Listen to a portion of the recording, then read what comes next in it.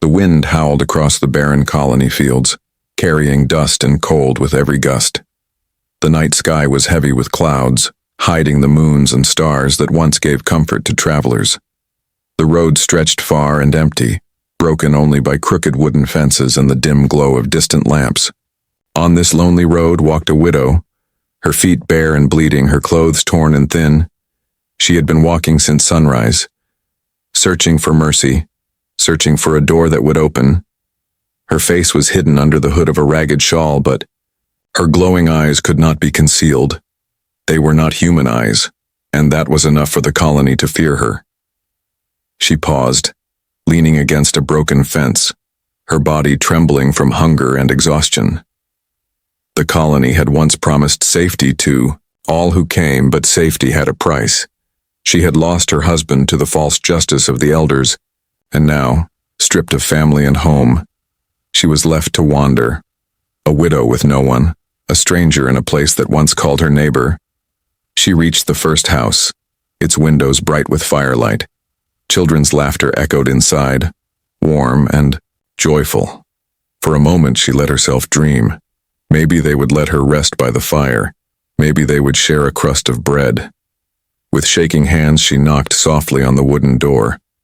The laughter inside stopped, footsteps approached, and the Ichio door cracked open just enough for a man's eyes to peer through. When he saw her glowing eyes beneath the hood, his expression turned hard. "Leave," he whispered sharply. "You are not welcome here." Then the door slammed shut. The widow's heart sank. She turned back to the road, her legs heavy as stone. She knew this was only the beginning. The colony had spread stories about her, that she carried a curse, that death followed her shadow. She was no longer seen as a woman in grief, but as a danger to be avoided. She kept walking, house after house. Each time she knocked, she was met with silence, or with angry words shouted from behind closed doors. "Witch," some whispered. "Unlucky," others muttered.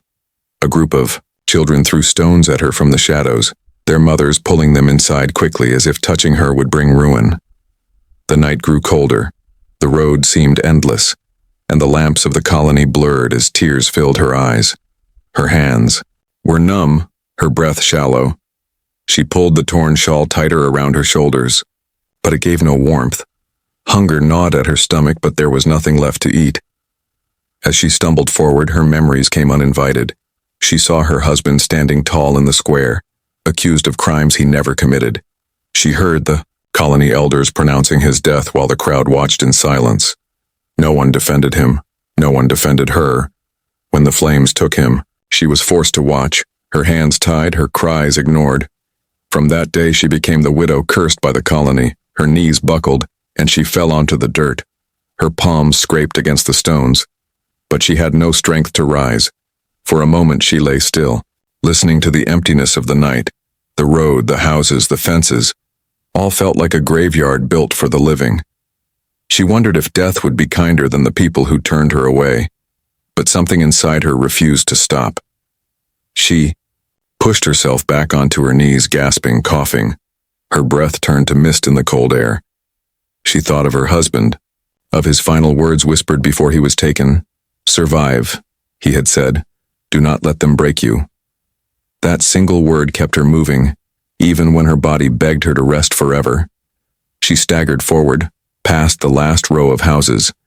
The colony's edge loomed, where the fields met the wild forests beyond. The road grew darker, lonelier.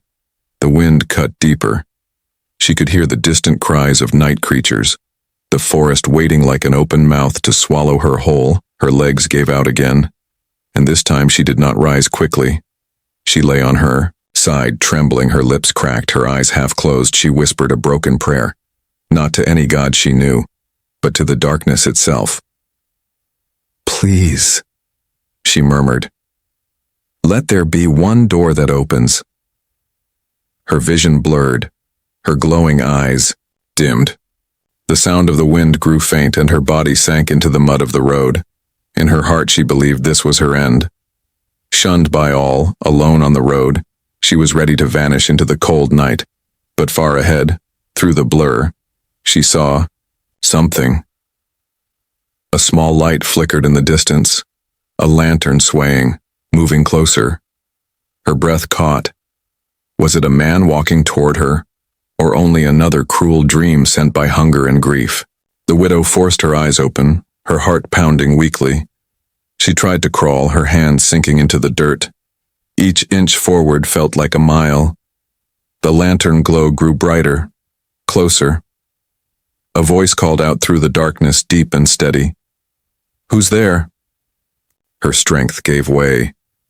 She collapsed fully, the mud cold against her cheek. Her lips moved, but no words came. Only a faint sigh escaped. The last thing she saw before her vision failed was the shape of a tall figure, a human man, standing on the road with the lantern raised, and then silence. The man stood still in the middle of the road, holding a glowing lantern in his hand. Rain dripped from the edge of his coat, and his boots sank slightly into the wet earth. He had come out because the chickens had been making noise. Something had spooked them. He never expected to find a figure lying face down on the road just beyond his fence. At first he thought it was an animal, maybe a lost colonist's pet. But as he stepped closer, the light from his lantern revealed something else.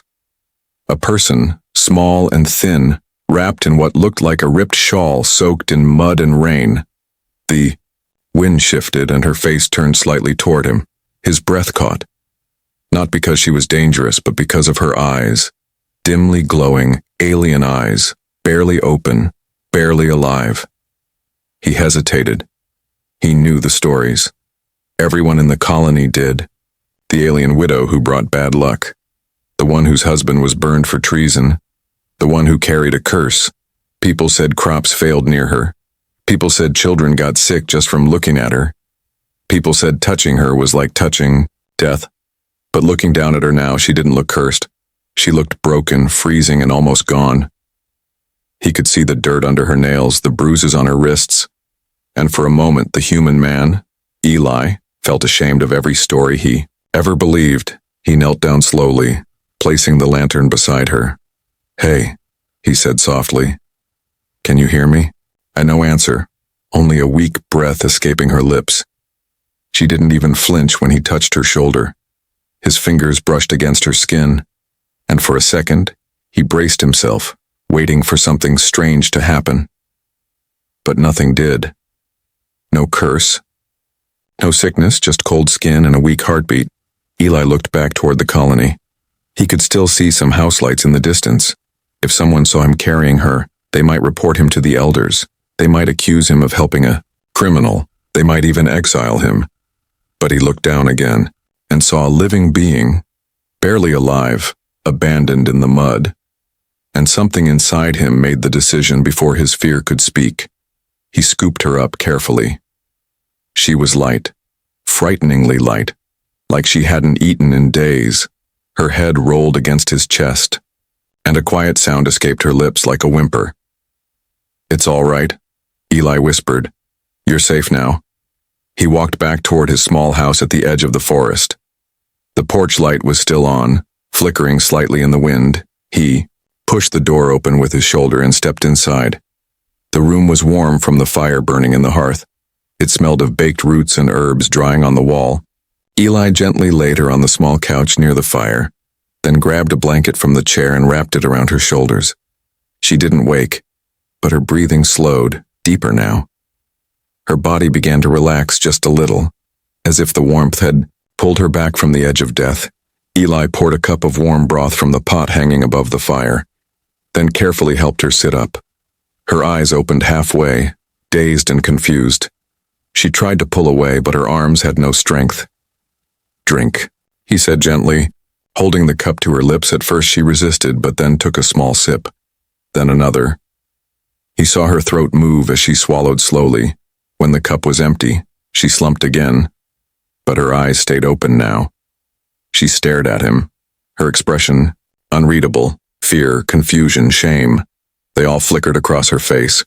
"You're safe here," Eli said again. "I don't care what they say about you." He didn't expect an answer, and she didn't give one, but her eyes softened just a little. and that was enough. He brought her a dry towel, let her clean her hands. He gave her a piece of bread, and though she only took a bite, it was something. Her fingers trembled with every movement. But she didn't try to run, didn't cry, didn't speak. She was just quiet, like someone who hadn't heard a kind voice in a long time. Eli sat nearby, not too close. He didn't want to frighten her. He didn't ask questions, not yet.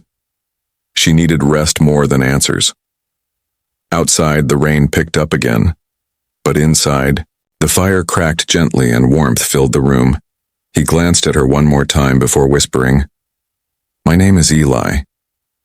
No reply, but her head turned just slightly toward him. For now, that was enough. Morning came slowly, with pale gray light spilling through the small cabin window. The fire had burned low, leaving only soft red embers glowing in the hearth. Eli stirred a pot of porridge while watching the figure curled under the blanket on his couch. She had not moved much in the night except to cough once or twice in her sleep. He placed a bowl on the table and stepped outside. Pulling his coat tight against the chill, the ground was still damp from the rain and the village path was lined with muddy footprints. Chickens clucked nearby and a few neighbors were already out, drawing water, sweeping porches, pretending not to look his way, but Eli felt their eyes, and when he turned toward the market square, he saw them. A small group had gathered near the well, pretending to talk about crops and weather, but their voices lowered when he passed, and the whispers grew sharp like knives. "Did you hear?" One woman murmured, "He brought her into his home." Another replied, "He's gone mad," said an old man, shaking his head. "That woman brings misfortune." Eli didn't stop. He didn't answer, but inside a knot of anger began to form. He had grown up in this colony, helped build these roads, planted these fields, and now, because he showed kindness to someone in need, they looked at him like he was diseased. He reached the baker's stall and picked up 2 loaves of bread. The baker didn't meet his eyes. "That'll be 4 marks," she said flatly. He paid and left without a word.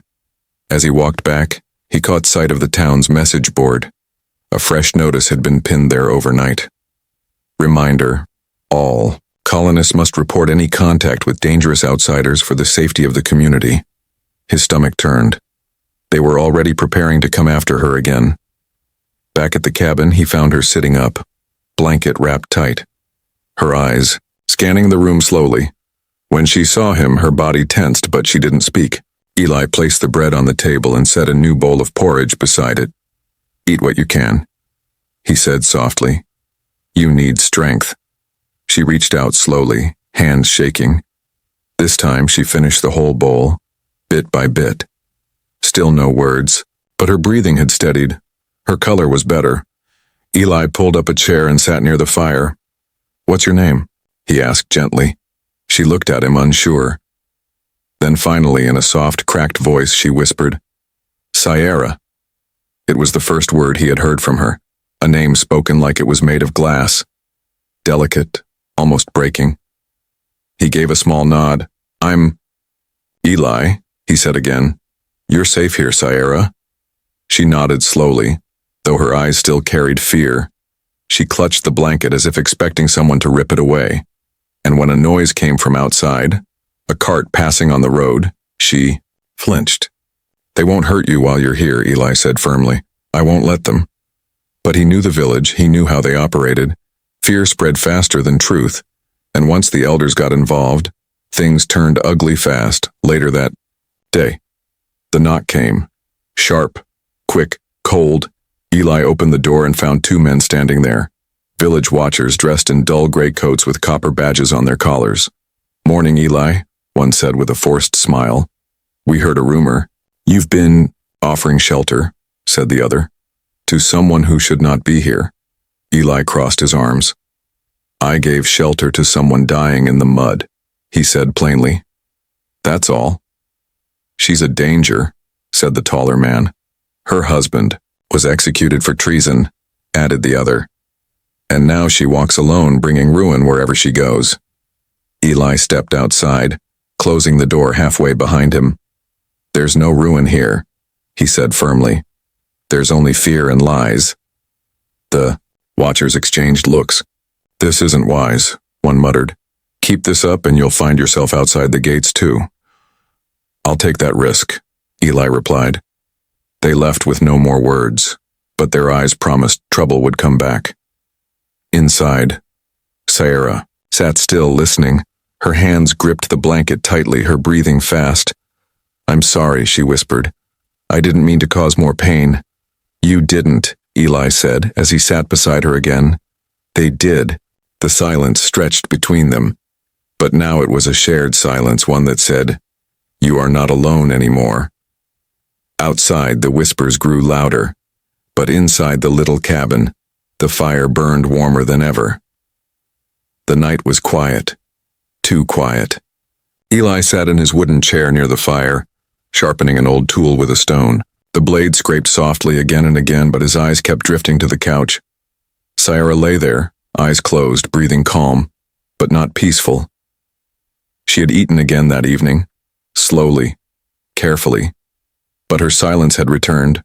Her body looked stronger, but her spirit still seemed bruised. Eli didn't press her with questions. He knew when someone carried more weight than they could speak. And yet, deep down, he wanted to know her story.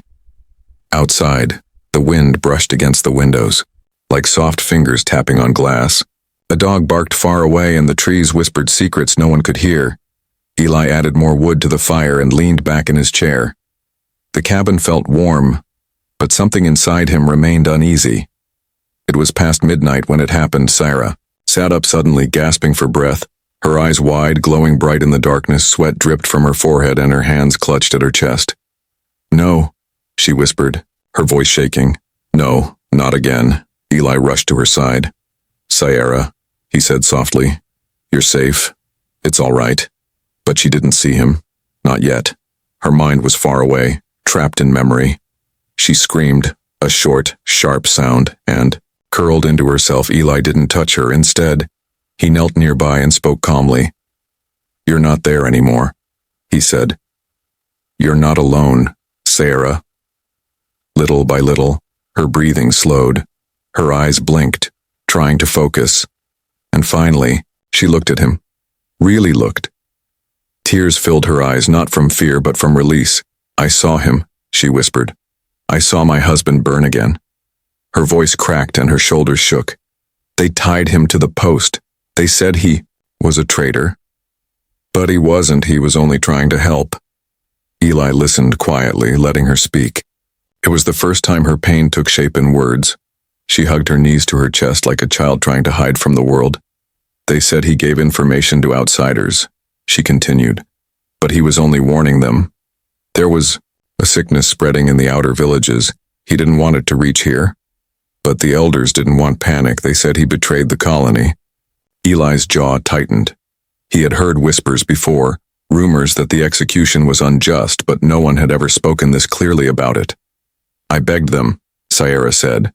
"I cried in the square. I told them he was innocent. But they turned on me too. They called me cursed. They blamed me for the sickness. They said I brought it with my blood." She looked at her hands, as if they were stained with something she could never wash away. "They dragged me from my home," she whispered. "Took everything, burned our things, left me with nothing. And then they told everyone not to look at me, not to help me. They said even kindness would be punished." Eli reached out slowly and placed a blanket over her shoulders again. "You didn't deserve that," he said gently. "No one does." For a while they sat in silence again. But this time it felt different. Sarah's story had filled the air like smoke.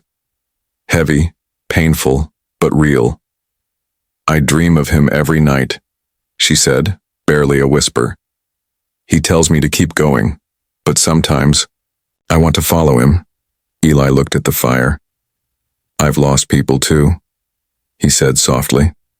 "My sister, she died during the famine 3 years ago. She was small, always sick, but she smiled every day. I tried to get help, but the village only gave us 1 bag of grain. It wasn't enough." Sarah turned her head slightly, surprised. You tried to help others too, she said, and they let her die. Eli nodded slowly.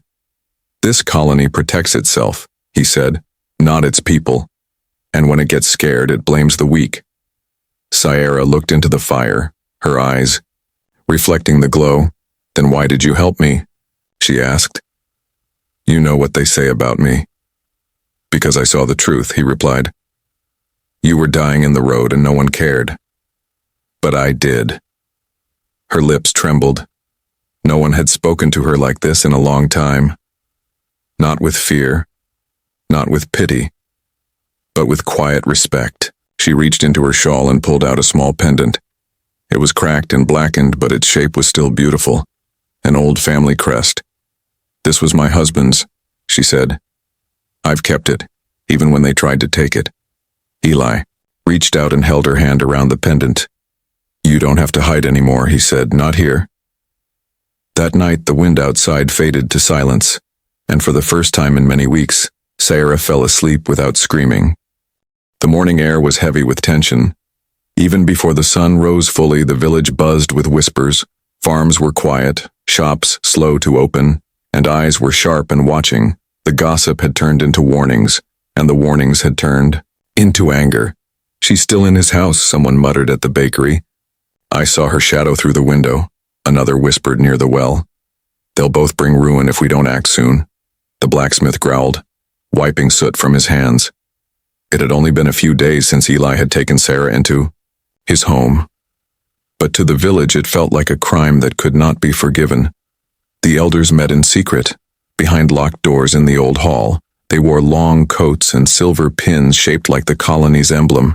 Their faces were tight with fear and pride. She must be removed, Elder Vane said sharply. She's a threat to order and Eli is now helping her. She's cursed, hissed Elder Malin. Since the day her husband was burned, storms have struck our crops, children fall sick, and the river dried early this season. That's superstition, muttered one younger member. There's no proof. But Elder Vane slammed his cane on the table. We do not need proof, only peace, he said. And this woman breaks it. They made a plan, quiet and firm. A group would be sent by sundown to Eli's home. They would give him one last chance. Turn her out, or face the same fate. Back at the cabin, Sierra swept the wooden floor slowly. Her body still weak but stronger than before. Eli chopped wood outside, each strike echoing through the trees. The silence between them now felt easy, filled with small kindnesses she had spoken. More each day, her voice still soft, but no longer trembling. She even smiled once faintly while stirring soup over the fire. It surprised Eli so much that he nearly dropped a spoon. But he smiled too, and that moment stayed warm between them. That afternoon, Eli returned from the nearby stream with a pail of water. As he stepped onto the porch, he froze. Across the field, walking in a tight line, came 6 figures, gray coats, silver pins, and cold eyes. He placed the pail down quietly and stepped inside. Sierra, he said, stay in the back room. She looked up from the table, her hands pausing on a piece of bread. She didn't ask why. She saw the look in his eyes. Without a word, she moved toward the rear door, her steps silent. Eli opened the front door before they could knock. Evening, he said calmly, though his heartbeat was loud in his ears. Eli. Elder Vane stepped forward, flanked by 2 watchers. We come with heavy hearts but clear minds. You've given shelter to someone who does not belong here, said Malin. Despite warnings, despite the danger. She was dying in the street, Eli said. You all left her there. Vane frowned. You've always been a good man, he said, hardworking, quiet. But this choice, it breaks the rules we all follow. What rule says we must watch someone freeze to death, Eli asked. What law demands silence in the face of cruelty? She is cursed, Malin snapped. You've seen the signs?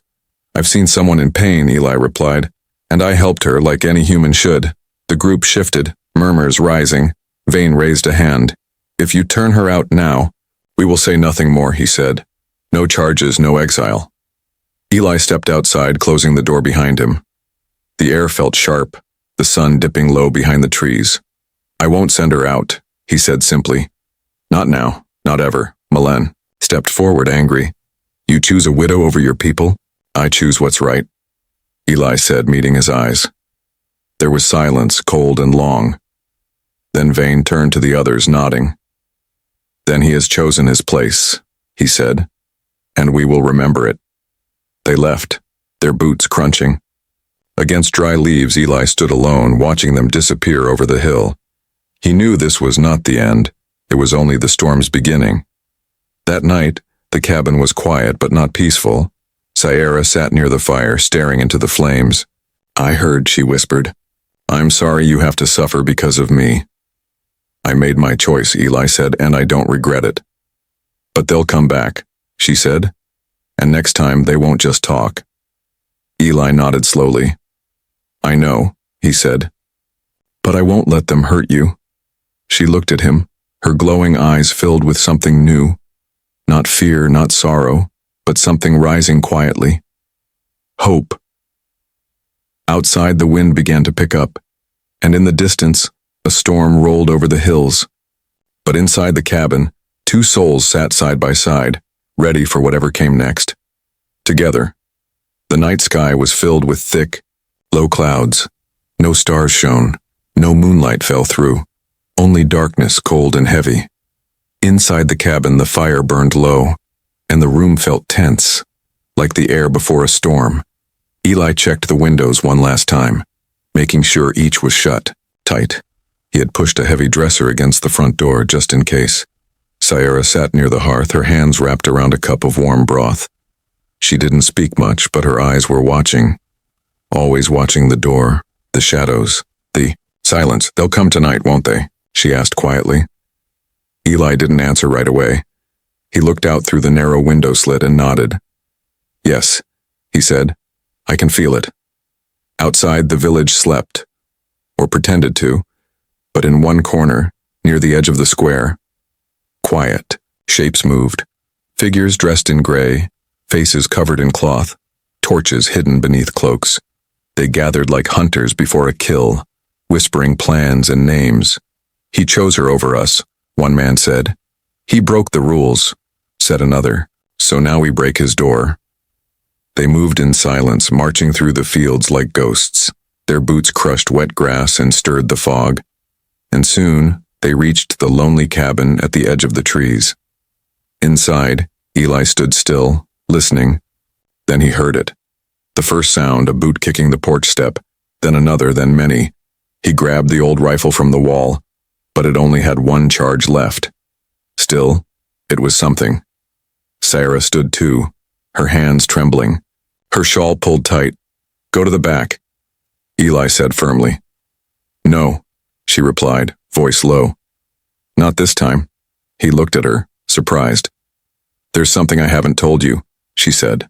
Her hands slowly pulled back her shawl, revealing the skin beneath. Her back was covered in soft glowing lines. Not scars, not burns, but something alive. Symbols, pulsing gently with light, like ancient writing written beneath the skin. Eli stared, stunned. What is that? He whispered. My truth, she said. My people are not just farmers or settlers.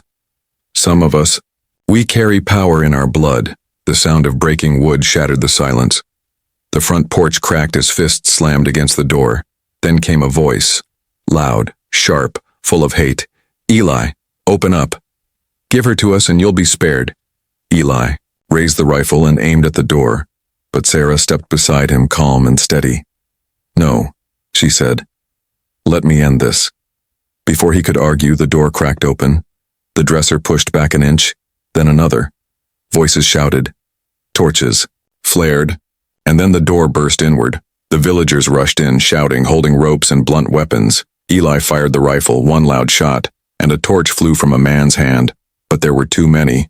They shoved him back, fists raised, fury in their eyes. Then it happened. Sarah stepped forward, her arms raised. The glowing marks on her back flared bright, and suddenly, the air in the cabin changed. A wave of invisible energy pushed outward. The villagers stumbled, dropped weapons, screamed in confusion. The fire leapt higher without touching anything, and the air filled with a strange hum, low and ancient, like a forgotten song. One man reached for her, but his hand froze in midair. His eyes widened, and he fell to his knees, trembling. Another tried to grab Eli but was thrown back as if struck by wind. The entire cabin glowed from inside, not with fire, but with light from Sierra herself. Her voice rang out, not loud but strong. "No more," she said. "You will not touch him." The villagers backed away, fear now replacing rage. They had heard stories of cursed blood, but no one told them. It could shine like this, like starlight, like justice, like ancient power waking from sleep. Eli stared, unable to move. He had seen machines, storms, wild beasts, but never anything like her. The mob ran, some screaming, some stumbling. They dropped their torches, their ropes, their hate, and disappeared into the trees. The cabin slowly dimmed. The light from Sierra's skin faded, leaving only the glow of the fire. She sank to her knees, breathing hard. Eli rushed to her side, catching her before she fell. "Are you all right?" he asked, voice shaking. I've never used it before," she said softly. "It's passed through bloodlines, but I always hid it. I thought hiding made me safe." Eli helped her onto the couch. "You saved both of us," he said. They sat together in the quiet. The air smelled of smoke and fear, but the danger had passed for now. Outside, the wind blew gently again, and for the first time in days, no one watched the cabin with hateful eyes. The sun rose slowly over the hills. Its golden light spread across the wet fields, warming the dirt and mist-covered grass. Birds began to sing again, gently at first, as if unsure the world was safe to wake. But the world had changed. Inside, the cabin, Sierra opened her eyes. She was wrapped in a thick blanket, the fire now just a pile of glowing coals. The air was quiet, no shouting, no banging, no footsteps outside, just peace, soft and strange. Like something new trying to be born, Eli was sitting near the door, half asleep, his head resting against the wall. He hadn't left her side since the night before. When she stirred, he lifted his head and smiled, tired but relieved. "You're awake," he said, voice soft. Sierra nodded slowly. "I didn't dream," she whispered. "For the first time in years, I didn't see fire." Outside, the trees swayed in the morning breeze. Smoke still rose from one of the torches the villagers had dropped, but no one came. The path to the village remained empty. "Do you think they'll return?" she asked. Eli stood and walked to the window. "They might," he said, "but not like before." He turned back to her, his eyes steady. "You showed them something they didn't understand." "But fear doesn't last forever." Sierra sat up slowly, her body still weak but her spirit lighter. For the first time, she looked around the cabin like it was home. Not a hiding place, not a trap, but a shelter built with care. She stood on shaky legs and stepped outside, the wind brushing against her face. Eli followed, watching her closely, ready to help if she stumbled. Together they looked out at the open land. The road stretched ahead, no longer a place of fear but of choices. For a moment they said nothing, letting the silence speak for them. Then from the far side of the field a figure appeared, a woman with a basket in her arms, walking slowly, uncertainly. It was Mara, the baker's wife, her eyes lowered, her steps hesitant. Eli tensed, but Sarah touched his arm gently. "Wait," she said. Mara stopped at the edge of the porch, her hands shaking slightly. I brought bread," she said, her voice trembling. "I baked too much." Eli stared, surprised. Sierra stepped forward, her movements calm and graceful. "Thank you," she said gently, taking the basket. Mara looked up, meeting Sierra's glowing eyes. "I'm sorry," she whispered. "For what we said, for what we believed. We were afraid." "I know," Sarah replied. "But fear doesn't have to last forever." The woman nodded, eyes wet, and turned to leave. But before she did, she added, "There will be others, Eli. Not all have hate in their hearts." She walked away, and for the first time the village didn't seem so far. Eli looked at Sierra, amazed. You didn't have to be kind. He said she didn't deserve it. No one deserves hate either, she replied. We break the chain by being better. More days passed, and more people came. A child dropped off a jar of honey and ran. An old farmer left a basket of fruit on the porch before sunrise. Bit by bit, the fear began to fade. One evening, the village elders returned, not with weapons, but with lowered heads. Elder Vane stepped forward, eyes full of shame. We came to ask, he said slowly, not to demand. We know we cannot erase what we've done, Elder Malin added, but the colony needs healing. Sierra stood tall, her shawl gone, her markings now visible, glowing faintly in the twilight. I will not forget, she said calmly, but I will forgive. If you truly want peace, it begins with truth. And so it began. Sierra spoke to the village in the square, told them the truth about her husband, about the sickness he tried to stop, about the lies that killed him. She did not shout, she did not cry. She simply told the truth, and they listened, this time with open ears. The colony changed. Slowly, carefully, but truly, Sierra began to help the sick again. Her healing touch no longer feared but respected. Eli rebuilt part of his cabin into a small clinic. Villagers brought gifts, supplies, tools, and children no longer ran from Sierra. They ran to her, asking questions, laughing, bringing flowers they picked from the woods. And every evening as the sun dipped behind the trees, Eli and Sierra sat on the porch together, watching the light fade from the sky. They didn't speak much. Words weren't always needed, but sometimes Sierra would look at him and whisper, "Thank you." He would nod and smile. "I only opened the door," he would say, "but you gave them hope." And so, the colony that once shunned her became the place she helped heal, all because one human opened his door and refused to let hate win.